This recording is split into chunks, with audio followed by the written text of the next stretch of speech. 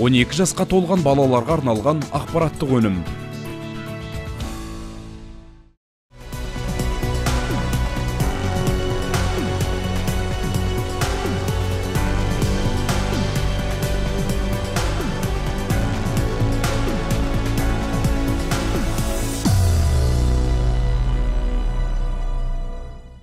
Өткен шығарылымда Мойынқұмның мәселесін көтеріп, ауданның су жаңа әкімнің уәдесін алып қайтқан едік.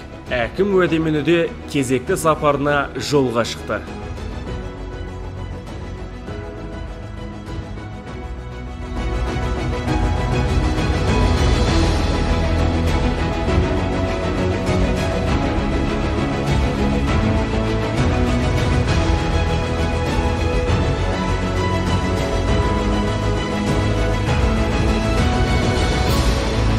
Армыздар, бұл әкім уәдемен өде, оны жүргізетін әдеттегідей мен Шерхан Абзаллы. Біз бүгін 9 жолдың торабашудамыз, ендеше тұрғындармен тілдесіп, елді мекендердің жағдайын білуге дайынбыз. Арнамыздан алыстамаңыздар.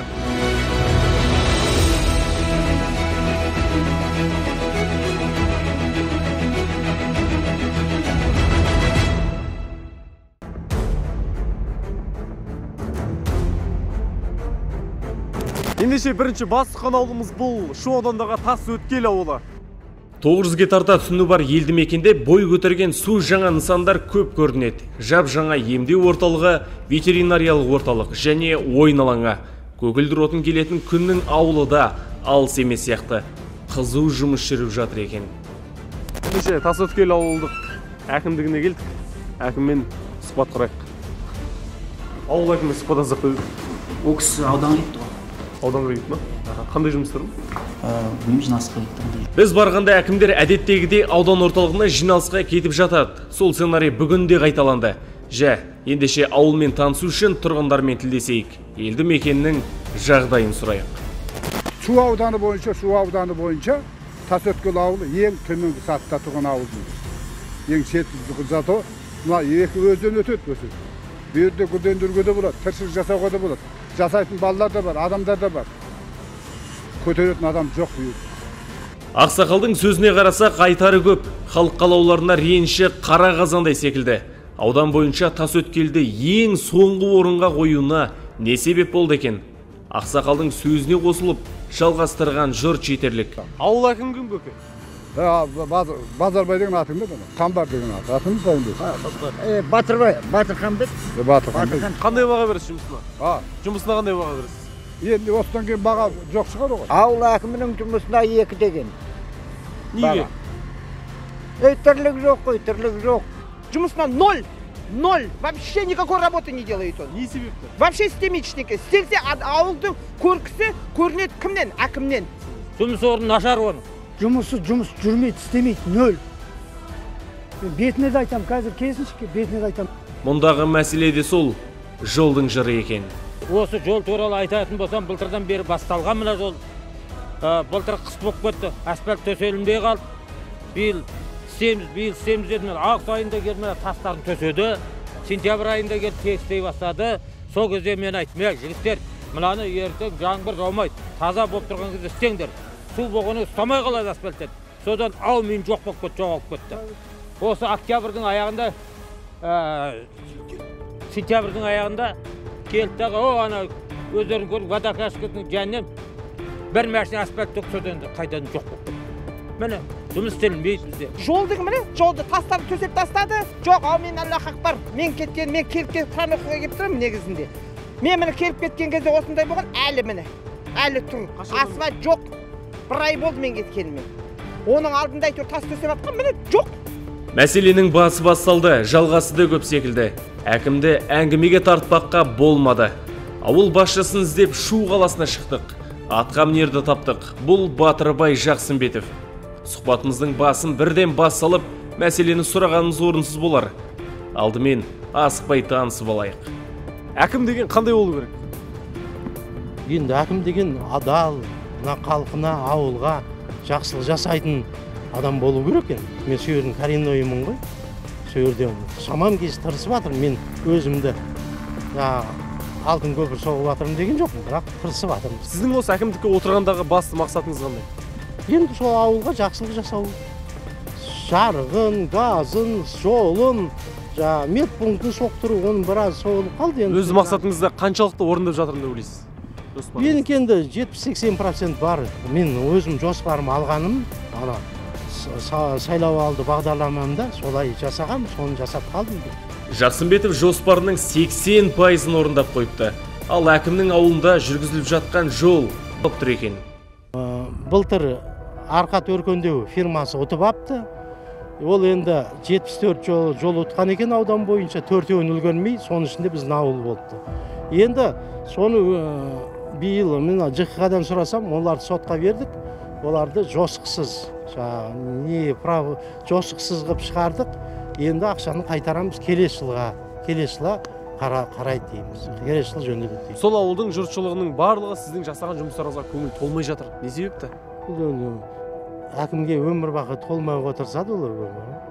Ол айта береді. Сен кейін сол адамдарды көрген шығарсың толмайтын. Адамға 100 жақсылық жаса, 101-ші жасамасаң, сенен жаман адам жоқ. Сондықтан бір не жасап, 5 адамның несін алып, общий результат жасауға болмайды. Біз тілдескен тұрғындар сіздің жасаған жұмыстарыңызға төмен баға берді. Ал сіз өзіңіздің жасаған жұмыстарыңызға қандай баға бересіз? Мен баға беремеймін, маған бәйге общий халық береді. Халық төмен баға береді? Халық болғанда 5-6 адам, 10 адам халыққа 0,0% болса жатылмайды, бауырым. Сендер жассыңдар ғой, енді өздерің білесіңдер. 5-6 адам 0,1, 0,2%, 0,10% ол проблеманы шешпейді. Біз тілдескен тұрғындардың 100% болып тұр ғой бұл сонда. Енді ондай именно солар кездеседі ғой, біреу келетса, сондай дауқой адамдар жүгіріп келеді ол. Өмір бақи сол. Оған болады. А довольный адамдар келмейді саған. Сен қасыңа да жоламайды. Жасалып жатыр. Мен енді коммунизм жасайын ба? Әкім бар кінәні мердігейлердің мардымсыз жасаған жұмыстарын алып келді. Келер жылы жалғасады деп сендірді. Свет өшіп қала береді, жел тұрса болды, біздің енді трансформаторды ауыстыру керек дейме, сондай деген. Жел тұрса болды, свет жоқ ауылда. Жел тұрмасын, жел тұрса свет болмай қалады. Свет мәселесін айтайын. Бұл свет мәселесі баяғыда бізде ауданнан келетін свет болатын бұл.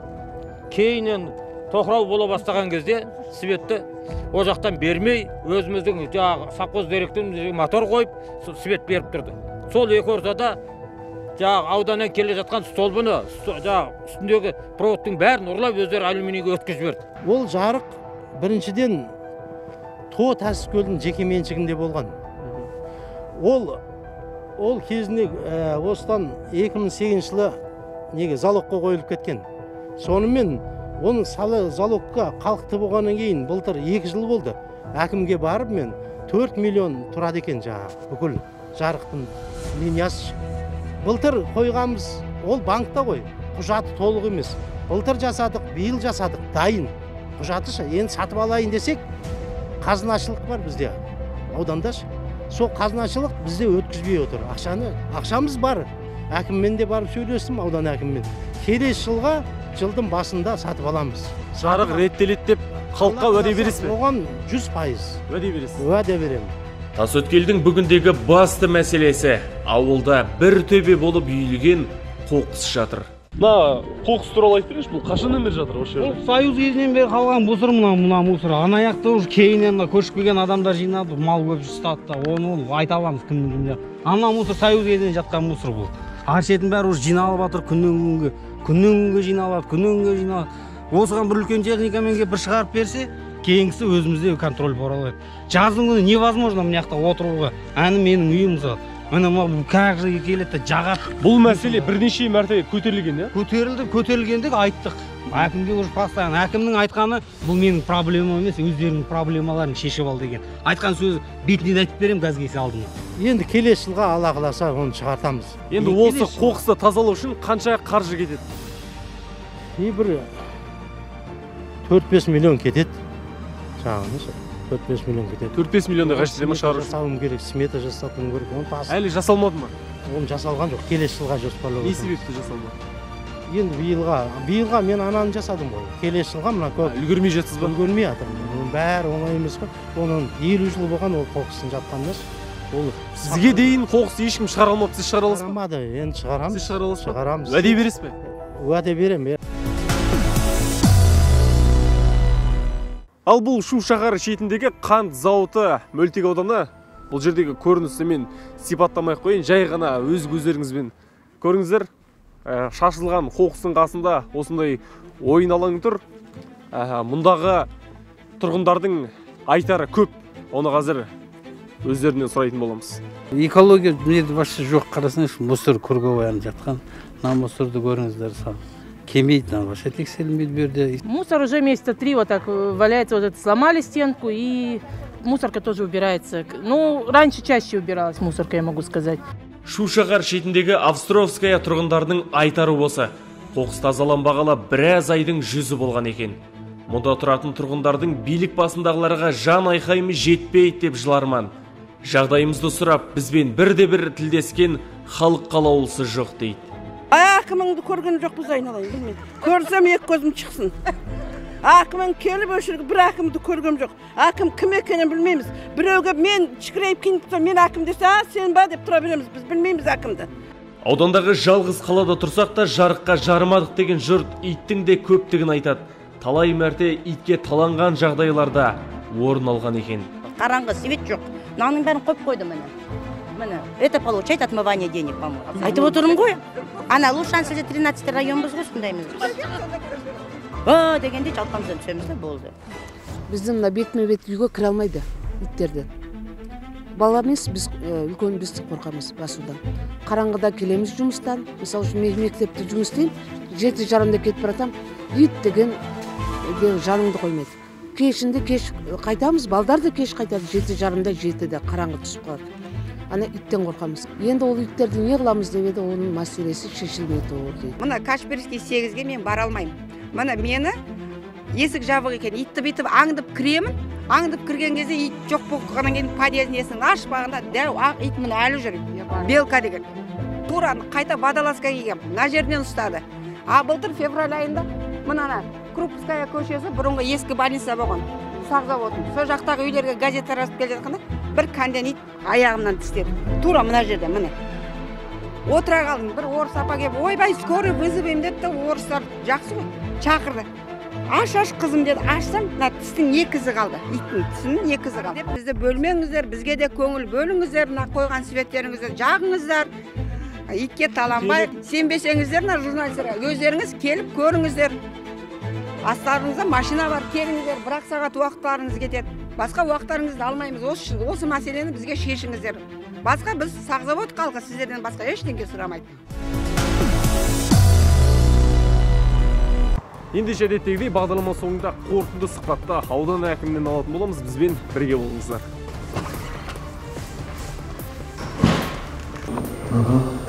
Аудан әкімі жоғал деп, мына неге кіріңіздер? Жамбыл телеарнасынан. Аудан әкімі сұхбаттасу келіп.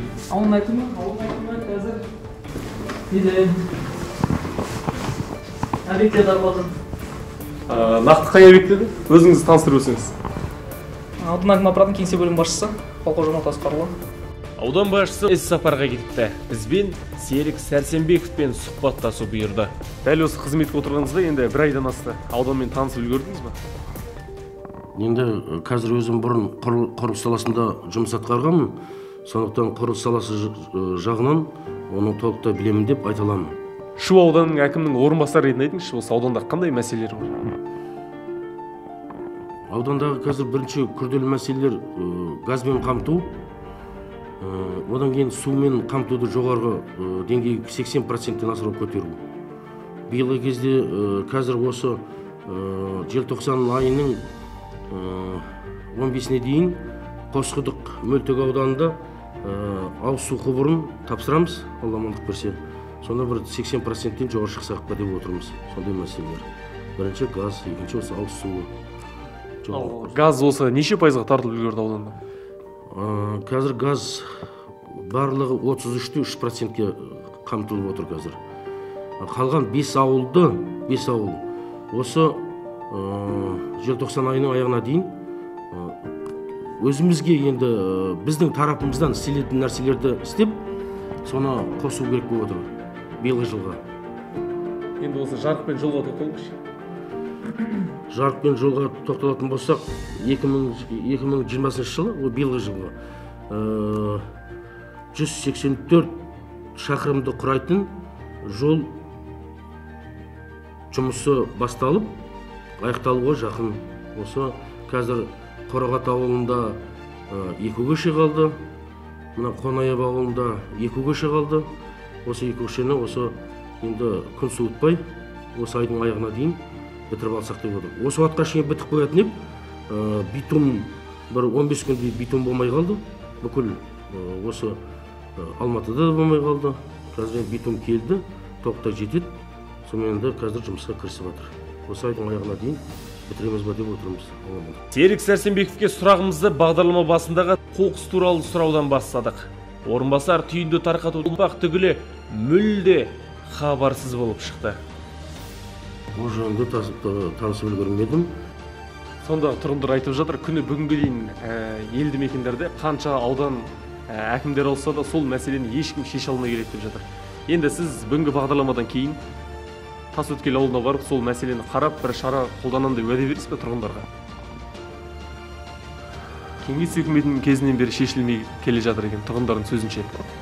Енді ол кеңес үкіметі кезінен шешілмей келе жатқан, тауға билеп атқан, мен енді қазір жайлап есіме түсіп отыр. Ол жерде мысалға бұрынғы сол кеңес үкіметінен қалып қалған ескі ғимараттар болу керек болмай.